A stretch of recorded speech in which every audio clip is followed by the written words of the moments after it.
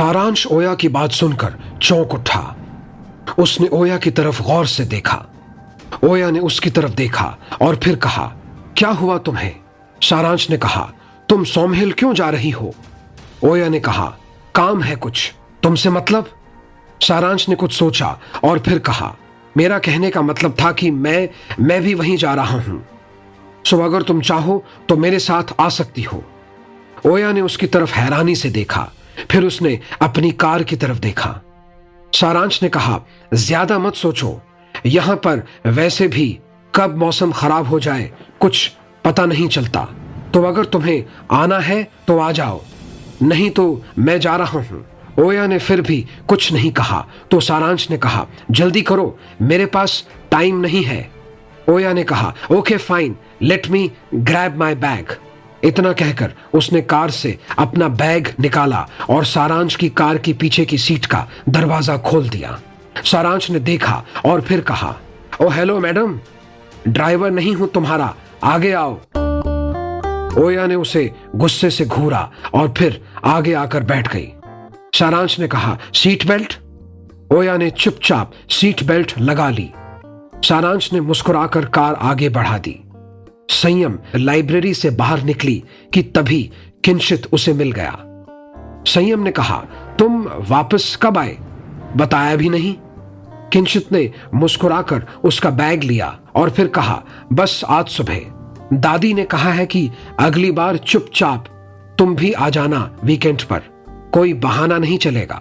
संयम ने कहा, तुम्हें तो पता है ना किंचित, अगर ग्रेड कम आए तो स्कॉलरशिप बंद हो जाएगी। तुम पता नहीं कैसे सब पढ़ लेते हो, तुम्हारे ग्रेड कभी कम नहीं आते। किंचित ने उसका बैग लेते हुए कहा, क्योंकि मैं ग्रेड्स के लिए नहीं पढ़ता, मुझे पढ़ना पसंद है, इसीलिए पढ़ता हूं। संयम ने मुंह बना लिया तो किंचित ने कहा, कैंटीन चले, भूख लगी है। संयम मुस्कुरा दी। वो लोग आगे बढ़े ही थे कि उन्हें विमेश और संचित सामने खड़े मिले। उन दोनों ने संयम और किंचित को देखा। विमेश ने मुस्कुराकर कहा, अरे किंचित, सुना है कि तुम अपनी दादी के पास गए थे, क्या लेकर आए हो वहां से? संयम ने किंचित का हाथ पकड़ा और दूसरी तरफ जाने लगी। विमेश ने एकदम से आगे आकर कहा, संयम, मेरी जान, यार कब तक अपने इस डरपोक भाई को बचाती रहोगी? थकती नहीं हो क्या तुम? बचपन से इसे बचाती आ रही हो, अब जवानी भी वेस्ट इंडीज करोगी? किंचित ने विमेश की तरफ देखा तो विमेश ने कहा, तू क्या घूर रहा है वे? हाँ, क्या देख रहा है? इतना कहकर उसने किंचित को धक्के देने शुरू कर दिए और कहने लगा, बोलना, क्या घूर रहा है, क्या करेगा, बोल। संयम ने कहा, विमेश स्टॉप इट। इतना कहकर वो आगे बढ़ी, पर तभी संचित ने उसका हाथ पकड़ लिया। उधर विमेश किंचित को धकेल रहा था। किंचित का पैर अटका और वो नीचे गिर गया। संयम ने अपना हाथ छुड़ाना चाहा, पर संचित ने उसे और कसकर पकड़ लिया। विमेश ने कहा, आज क्या करोगे? आज तो वो ओया भी नहीं है जो तुम्हें आकर बचा लेगी। इतना कहकर विमेश ने किंचित की तरफ हाथ बढ़ाया, तभी पीछे से आवाज आई, विमेश। वो चारों पीछे की तरफ देखने लगे तो समन्वय खड़ा था। विमेश ने उसकी तरफ देखकर एक गहरी सांस ली और फिर कहा, क्या हुआ? तू यहां पर हमें रोकने के लिए आया है क्या? रूल भूल गया क्या? समन्वय ने कहा, मैं रूल्स की परवाह नहीं करता, पर मैं तुम लोगों को यहां रोकने के लिए नहीं आया, और ना ही मुझे इन लोगों से मतलब है। मुझे सिर्फ इस बात से मतलब है कि तुम लोगों की वजह से हम लोग न फंस जाएं। विमेश ने उसकी तरफ हैरानी से देखा और फिर कहा, क्या मतलब? समन्वय ने ऊपर की तरफ इशारा किया तो विमेश और संचित ने उस तरफ देखा। वहां पर एक कैमरा लगा हुआ था। संचित ने कहा, यहां पर कैमरा किसने लगा दिया? समन्वय ने कहा, जिसने भी लगाया हो, पर कुछ भी करने से पहले जान लिया करो कि क्या अंजाम हो सकता है इस बात का। विमेश ने कहा, तुम्हारा लेक्चर नहीं सुनना मुझे। इतना कहकर उसने संचित की तरफ देखा और फिर कहा, चल यहां से। संचित ने संयम को छोड़ दिया। वो तुरंत किंचित के पास आकर बैठ गई। उसने कहा, तुम ठीक हो? किंचित ने हां में सिर हिला दिया। विमेश ने कहा, अभी तो हम जा रहे हैं, पर तुम दोनों बचकर रहना। इतना कहकर वो जाने लगे कि तभी संयम ने कहा, बचकर तो तुम लोग रहना। विमेश और संचित ने उसकी तरफ देखा तो संयम ने कहा, ओया सोमहिल गई है, याद है ना वहां पर क्या हुआ था? विमेश और संचित हैरान रह गए। उन्होंने एक दूसरे की तरफ देखा और फिर वहां से तेजी से चले गए। समन्वय ने उन्हें जाते हुए देखा और फिर मुस्कुराकर वो लाइब्रेरी की तरफ बढ़ गया। सारांश ने कार एक बड़े से फार्म हाउस के बाहर रोक दी। ओया ने कार से ही फार्म हाउस को देखा। सारांश ने सीट बेल्ट निकाली और फिर कहा, क्या चलो? ओया ने कहा, मुझे तुम्हारे फार्म हाउस नहीं जाना। सारांश ने कहा, मुझे बस आधे घंटे तक का काम है, मेरे डैड भी अंदर हैं।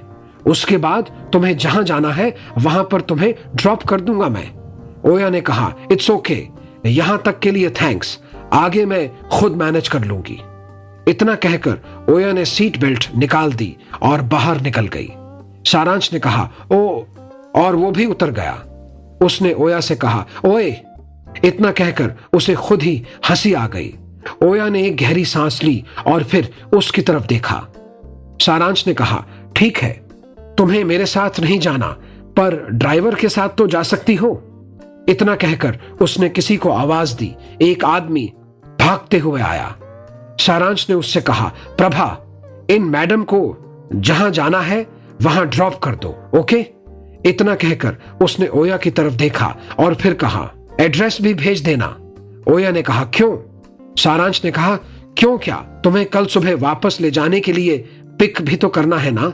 इतना कहकर उसने ओया को आंख मारी और फिर अंदर चला गया। ओया ने उसकी तरफ देखा और फिर कहा, इडियट। तभी ड्राइवर ने कहा, कहां जाना है आपको मैडम? ओया ने उसकी तरफ देखा और फिर एक गहरी सांस ली। सारांश अंदर चला गया। वो खुद से कहने लगा, ये लड़की भी अजीब है, अकेले ही यहां पर आ गई, वो भी सोमहिल। वैसे ये यहां पर करने क्या आई है? इसे क्या काम है यहां पर? वो अपने ख्यालों में खोया हुआ हॉल में पहुंच गया कि तभी आवाज आई, सारांश। सारांश पलटा तो सामने एक आदमी को देखकर उसने कहा, पापा। सामने उसके पापा प्रबल सिंह राजपूत खड़े थे। प्रबल ने कहा, तुम लेट हो गए। सारांश ने कहा, जी कुछ काम आ गया था तो यूनिवर्सिटी से ही लेट चला। प्रबल ने कहा, कोई बात नहीं, वैसे भी आज का दिन काफी खास है। सारांश ने कहा, आपको याद है? सारांश के पापा कुछ कहते इससे पहले ही पीछे से आवाज आई, बिल्कुल, आज का दिन कैसे भूल सकते हैं हम। सारांश पीछे पलटा तो हैरान रह गया। सामने समर्थ और उसकी मां अनुपमा खड़ी थी। जितना सारांश समर्थ को देखकर हैरान था, उतना ही समर्थ भी सारांश को देखकर हैरान था। अनुपमा ने उसके पास आकर कहा, मुझे तो इस बात की खुशी है कि तुम्हें भी ये दिन याद रहा और तुम यहां पर आए। सारांश ने एक नकली हंसी हंसी और फिर कहा, यह सब आपने जानबूझकर किया ना? अनुपमा ने कहा, मैंने क्या किया बेटे? सारांश ने तेज आवाज में कहा, मैं बेटा नहीं हूं आपका। प्रबल सिंह ने चीख कर कहा, सारांश, तमीज से बात करो, मां है वो तुम्हारी। सारांश ने भी उसी टोन में जवाब दिया, मेरी मां मर चुकी हैं और आपको याद नहीं है तो मैं बता दूं कि आज ही के दिन उनकी मौत हुई थी। इतना कहकर उसने अनुपमा की तरफ देखा और फिर कहा, पर आपको तो आपकी पत्नी का जन्मदिन याद है, मेरी मां की बरसी नहीं है। अनुपमा ने उसके कंधे पर हाथ रखा और कहा, ऐसा नहीं है सारांश। सारांश ने हाथ झटका और कहा, हैप्पी बर्थडे। इतना कहकर वो बाहर निकल गया। अनुपमा उसकी तरफ पलटी और फिर मुस्कुरा दी। समर्थ ने सारांश को जाते हुए देखा और फिर कहा, यू आर टू मच मां। और इतना कहकर वो जाने लगा तो अनुपमा ने उसे पकड़ लिया और फिर कहा, तुम कहां जा रहे हो? समर्थ ने अपना हाथ छुड़ाया और कहा, सारांश भी तो गया ना, आपने उसे क्यों नहीं रोका? अनुपमा ने कहा, सारांश। इतना कहकर वो चुप हो गई तो समर्थ ने कहा, क्योंकि वो आपका अपना बेटा नहीं है इसलिए ना। पीछे से प्रबल सिंह ने कहा, समर्थ, अपनी मां को गलत समझना बंद करो। समर्थ उनकी तरफ पलटा और उसने कहा, सर, आप भले ही मुझे और सारांश को बराबर समझते हैं, पर इतना कहकर उसने अनुपमा की तरफ देखा और फिर कहा, आपकी पत्नी ऐसा नहीं समझती। इतना कहकर वो भी बाहर की तरफ चला गया। अनुपमा उसे गुस्से में जाता देखती रही। समर्थ बाहर आया तो सारांश अपनी कार की तरफ बढ़ रहा था। उसने आवाज दी, सारांश। सारांश रुका नहीं और चलता गया। समर्थ ने उसकी तरफ बढ़ते हुए कहा, आई नो कि तू मुझे सुन सकता है सारांश।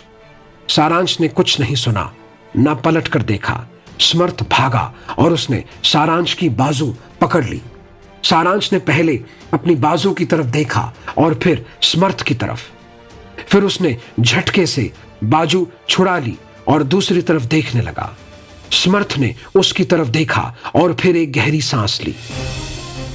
उसने कहा, सारांश, मुझे सच में कोई आइडिया नहीं था कि तू भी यहां पर आ रहा है या सर ने तुझे भी बुलाया है। अगर पता होता तो। सारांश ने उसे टोकते हुए कहा, तो क्या करता, नहीं आता क्या अपनी मां का बर्थडे मनाने? समर्थ ने उसकी तरफ देखा और फिर कहा, हाँ नहीं आता मैं, क्योंकि मुझे भी पता है कि आज के दिन क्या हुआ था, सो नहीं आता मैं। सारांश ने कहा, देख, मुझे इस बात से कोई मतलब नहीं है कि तुम लोग यहां पर क्या करने आए हो। मैं बस इतना चाहता हूं कि मैं तुम लोगों से दूर रहना चाहता हूं, तो मुझे रहने दो। इतनी सी बात तुम लोग क्यों नहीं समझते? समर्थ ने कहा, मुझे भी कोई शौक नहीं है तुझसे उलझने का। दोस्ती तोड़ना तेरा फैसला था और मैंने कभी तेरे फैसले पर सवाल नहीं उठाया, पर इस मैटर में कुछ नहीं कर सकता। सारांश ने कहा, ओ जस्ट शट अप यू। इतना कहते हुए उसकी नजर पीछे गई तो वो हैरान होकर कहने लगा, प्रभा यहां पर क्या कर रहा है? समर्थ पीछे पलटा और उसने कहा, वो ड्राइवर है हमारा। सारांश ने उसकी तरफ देखा और फिर चिढ़कर कहा, जानता हूं मैं भी, पर मैंने उसे ओया को ड्रॉप करने के लिए कहा था। समर्थ ने हैरान होते हुए कहा, तुम उसे क्यों अपने साथ लाए हो? सारांश ने कुछ नहीं कहा और प्रभा की तरफ बढ़ गया। समर्थ भी उसके पीछे चला गया। सारांश ने प्रभा के पास जाते ही कहा, तुम यहां पर क्या कर रहे हो? मैंने तुम्हें उस लड़की को छोड़ने के लिए कहा था ना?